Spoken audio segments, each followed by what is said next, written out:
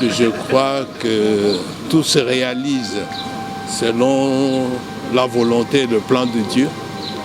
Gratitude à l'endroit du président de la République, Félix Antoine Tshisekedi Tshilombo, parce que c'est la deuxième fois qu'il fait appel à moi pour assumer une haute fonction. D'abord comme coordonnateur du panel qui l'a accompagné pour l'Union africaine, d'abord comme coordonnateur du panel pour l'Union africaine et ensuite maintenant ici au mécanisme national de suivi. Mais laissez-moi vous dire que j'ai fui dans le cabinet de Papa Étienne Tshisekedi comme conseiller juridique. Donc vraiment, je connais la vision du père, la vision du fils, et c'est pourquoi je ferai tout mon possible, parce que la paix, c'est quelque chose dont le pays a besoin. La paix, c'est quelque chose dont la population a besoin. Les femmes, les enfants, les hommes, les vieillards, les personnes âgées ont suffisamment souffert dans ces pays. Et le chef de l'État a fait appel à moi et à Madame Julienne Lusenge, qui en passant est la première dame, la première femme à occuper un poste ici de secrétaire exécutif, de coordonnatrice adjointe. Donc c'est pour la première fois.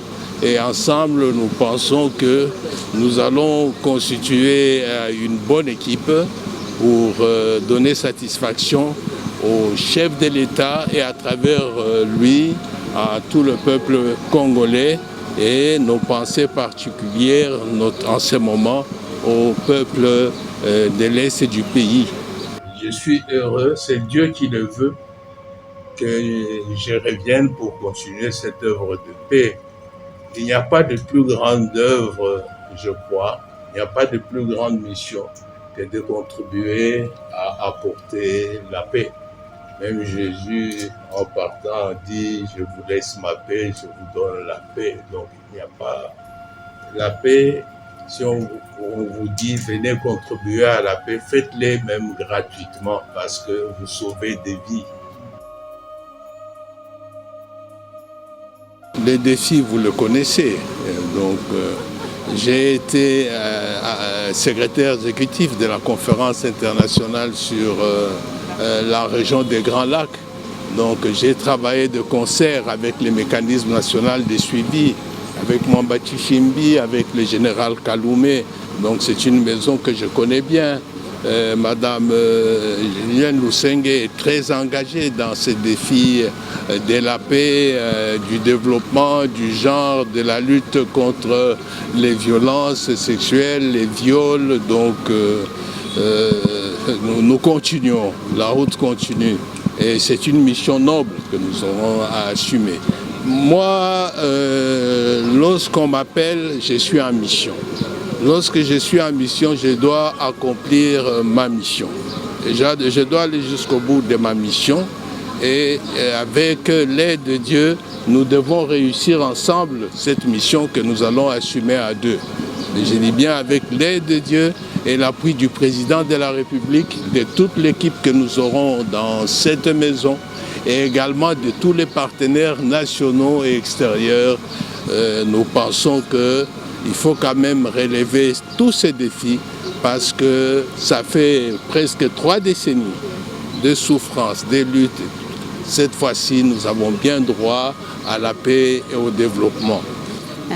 Je suis consciente des défis et des attentes de la population par rapport à cette mission. Et donc, comme dit le coordonnateur, nous venons accomplir notre mission, tout en connaissant qu'il y a des défis.